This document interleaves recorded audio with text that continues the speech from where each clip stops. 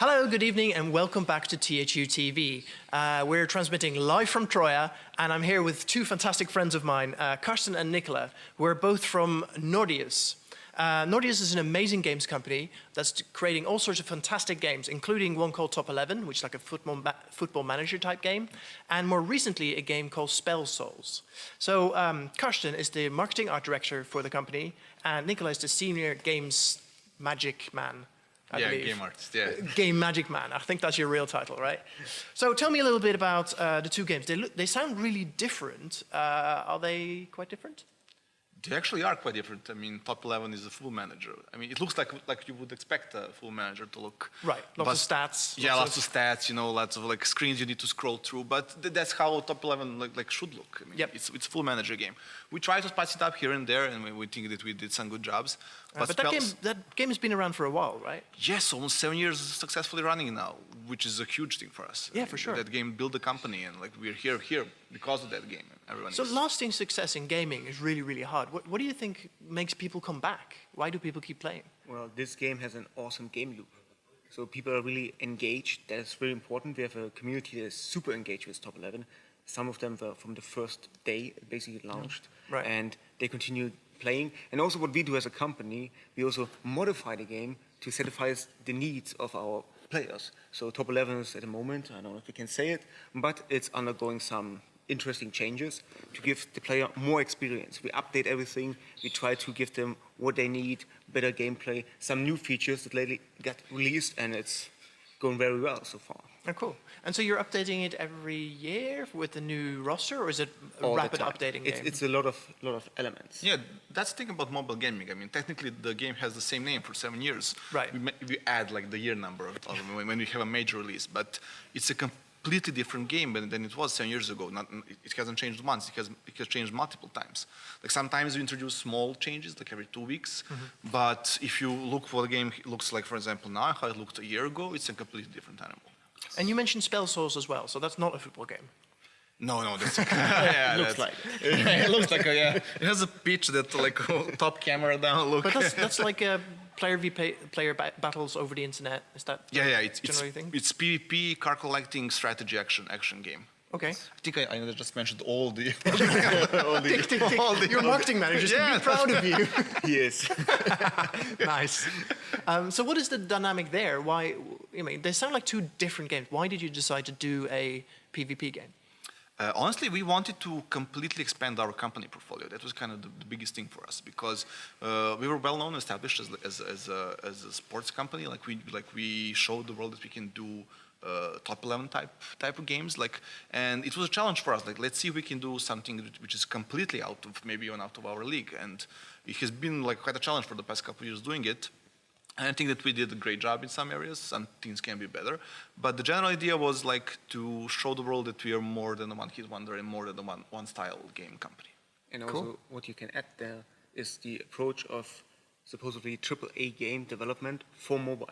This is something that Nordeus really wants to do. That's why it takes some time, because Top 11 basically is a 2D game in most cases. Yeah. It changes now a little bit more, and that is good, but Spell Souls is completely 3D. When you look at the game asset itself, when you look then also at the marketing asset itself, it's totally different workflow, and the amount of work we have to put into this game is really like much more than Top 11 had. Right. But so how do these games actually make money? Because presumably you're a company and that their money is at least part of the motivation. We'll start? Yes, how do you make money? We don't know. Next question. We don't know. Next question, yeah.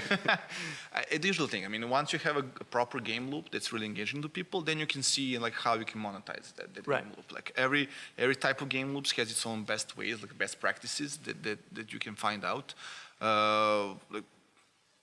I mean, look at any other like free-to-play mobile playing game. Like you usually buy things. It's either like you buy yourself a faster progression through the game, or you buy new swag, or you buy new items or whatever. But the whole point is, what I think is the accent should be that you shouldn't buy a competitive edge. Right. So there shouldn't be a pay-to-win model. Right. Yeah, that's what it is. And we do spend a lot of time like polishing the game, so it's not a pay-to-win model.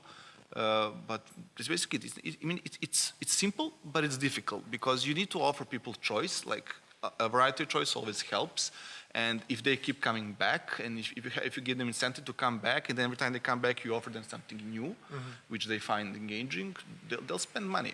I mean, and then it comes to the math of large numbers. Like if anyone spends half a buck, and you have 5 million players in, then you'll make some money definitely. So, for example, on Top 11, what kind of things what can you spend money on? What can you buy?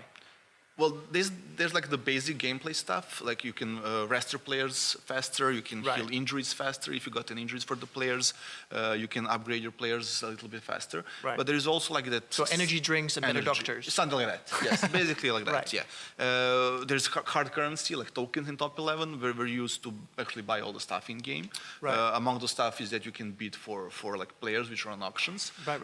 But the whole different layer is the stuff like merchandise inside the game, like where you can buy like jerseys or emblems and stuff like that. Oh, cool. And like for example, we have a very fruitful partnerships like with official football clubs. Like we can sell official merchandise from like Madrid, Real Madrid, Manchester United, or like foot support or stuff like that. So you have a super Real Madrid fan who loves your game anyway and wants to play in their jerseys. They pay you $1 and you pay some of that to Real Madrid as a licensing. Yes. There are always some royalties, of course. That's how deals are made. But yeah, of course. I was just and everyone is happy. Like the player is happy. He playing a game in Real Madrid jersey. We are happy with money. Real Madrid is happy. They earn money.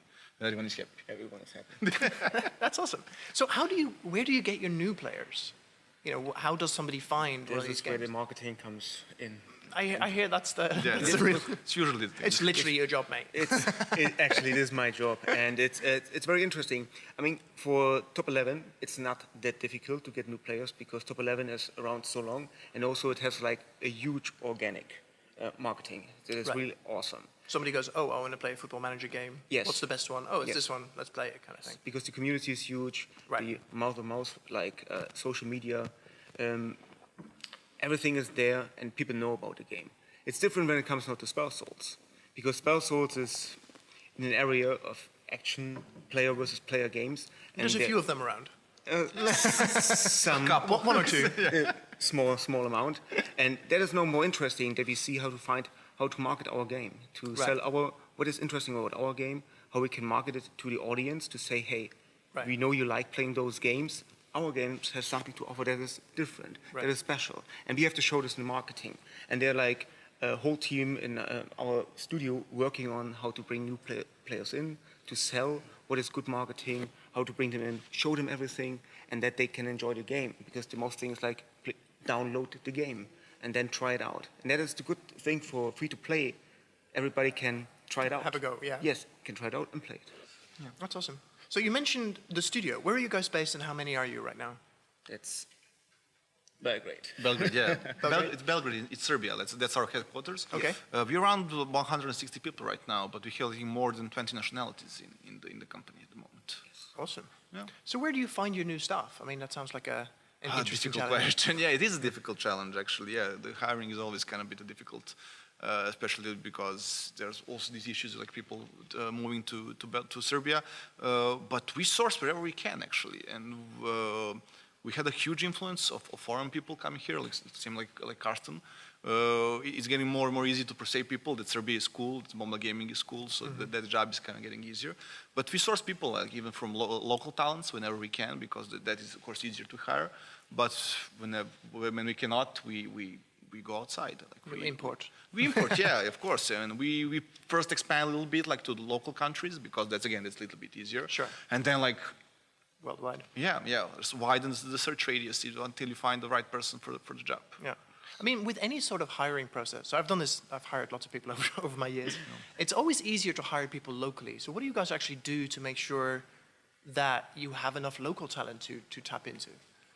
I think there's something that is very important for Nordics, and what our leadership team wants is that we invest a lot of so-called digital Serbia, that we want to grow the community in Belgrade and in Serbia really in the digital arts.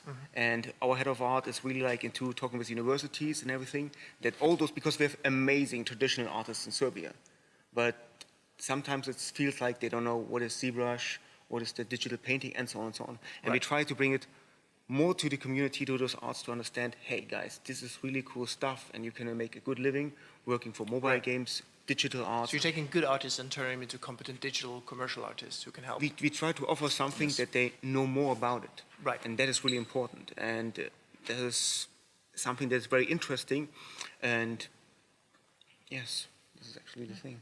So do you actually hire them and then train them, or do you actually do outreach and try and train people? The good thing, yes, the good thing is what we do, what's very important for us when we hire an artist, we provide a lot of help and education inside the company. Every artist that comes should grow and should become better than he was the year before. Mm-hmm. So this is really an agenda from us. And also then, it's the next one, is into Belgrade, into Serbia, like raising the level of artists that are around there. With Nordius as the arrowhead basically at the front.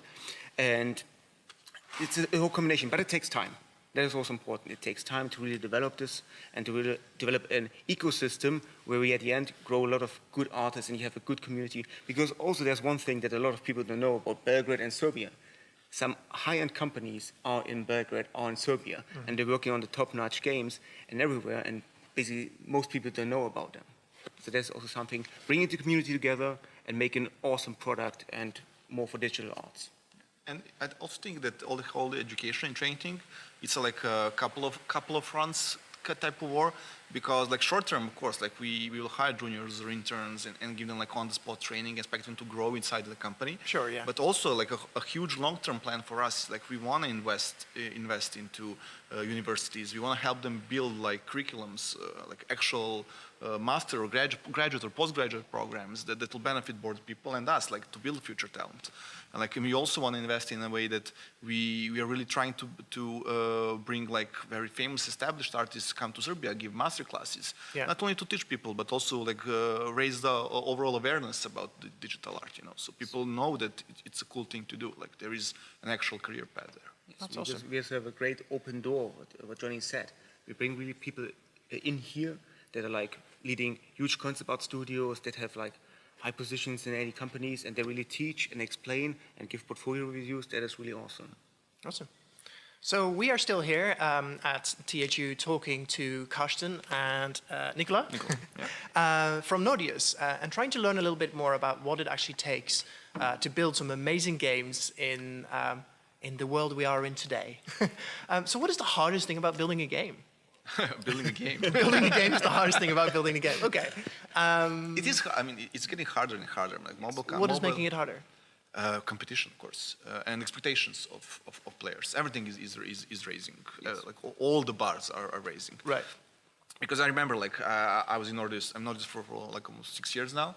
And when we first released Top 11 on the market 6 years ago, like we had some competition, like EA and FIFA released some games, but there's not like actual competition like there is what was now. So it was much easier to bring your product on the market, like both from the uniqueness standpoint and from the marketing, like getting your attention that you need. Well, if you're only game doing X, yes, then it's way easier now. Yes, of course.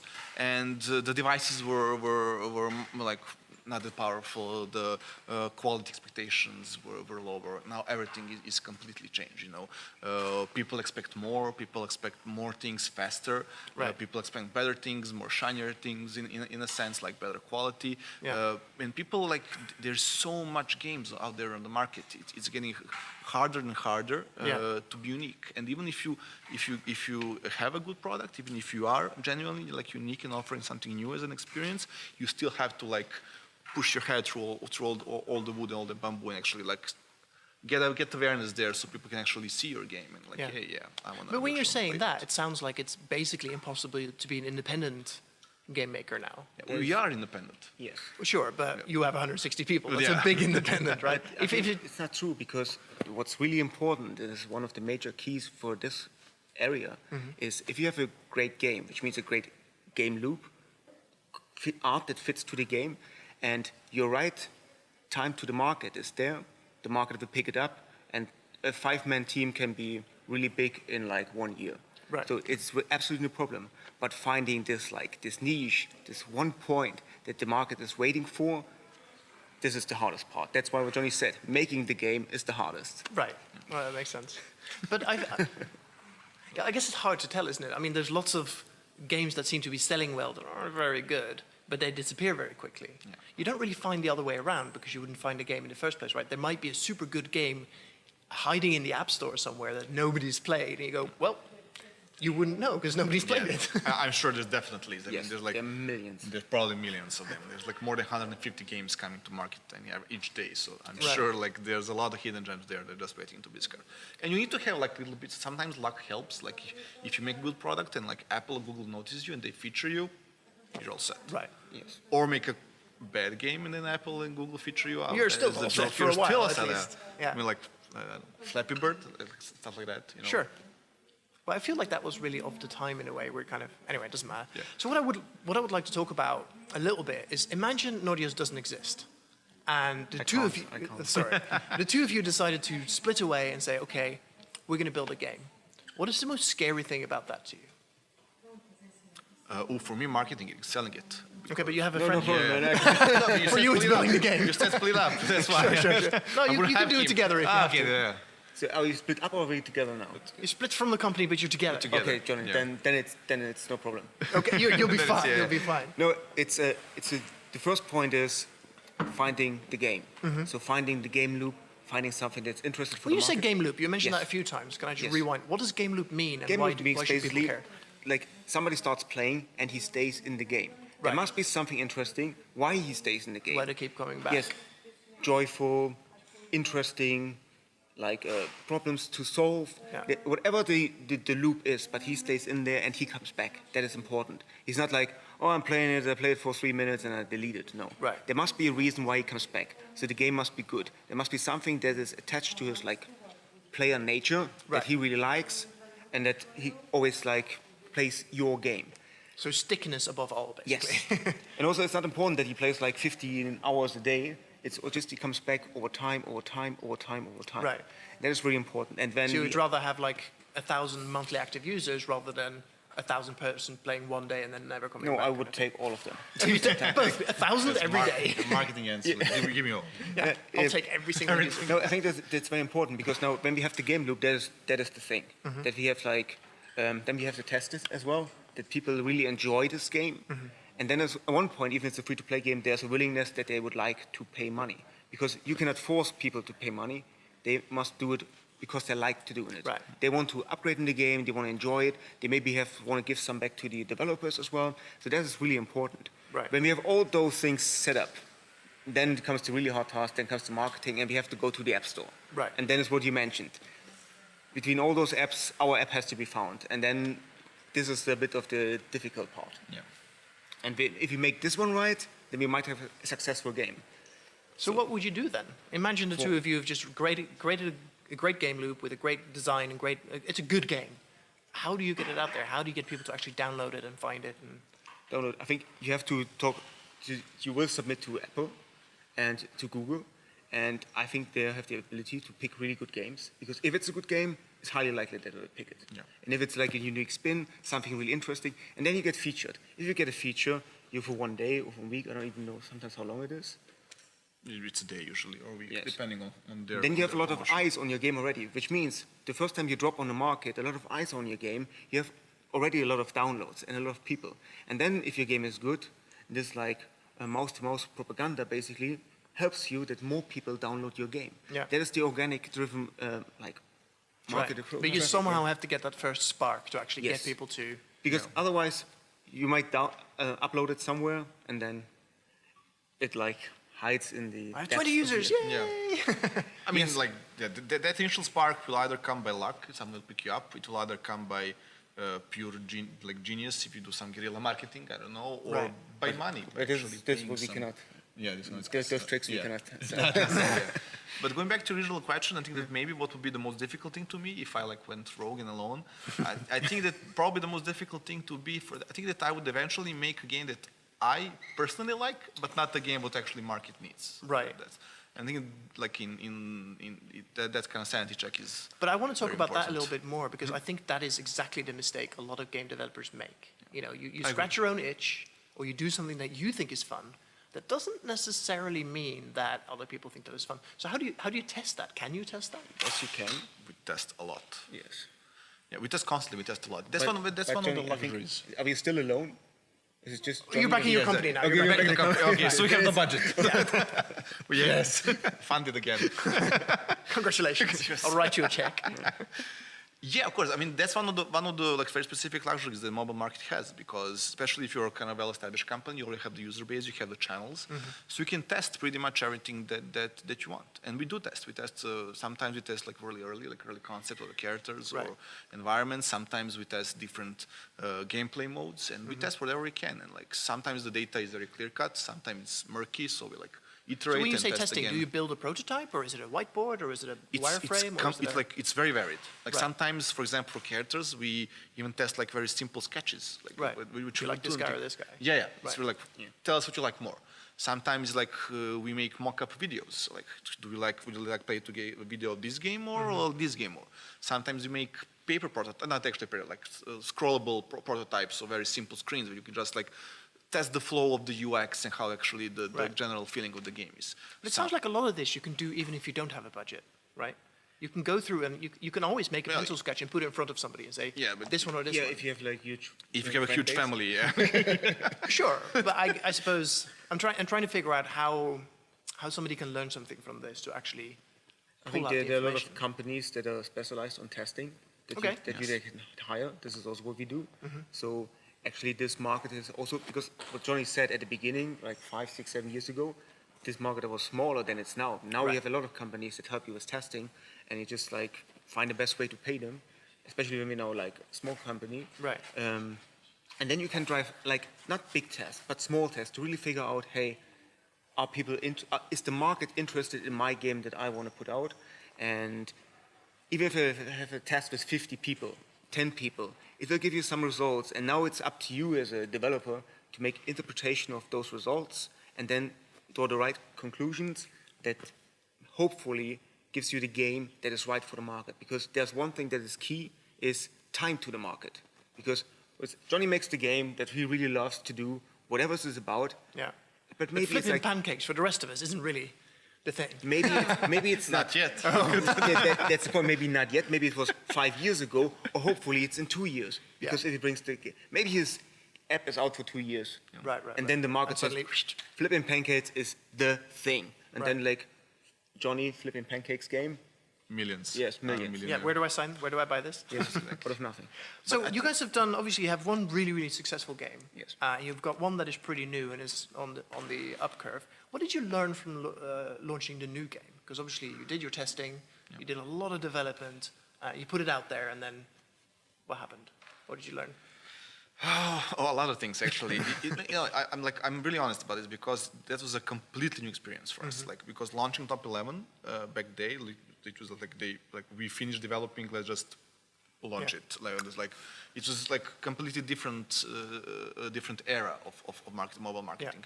Now it's a whole larger machinery. Like everything needs to be prepared Videos, earlier. Yes, everything. The pressure is high.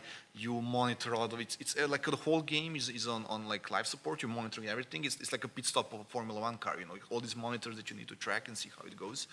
And we've learned that we shouldn't rush, and I think that mistake we made a couple of times. Now I think we finally learned it.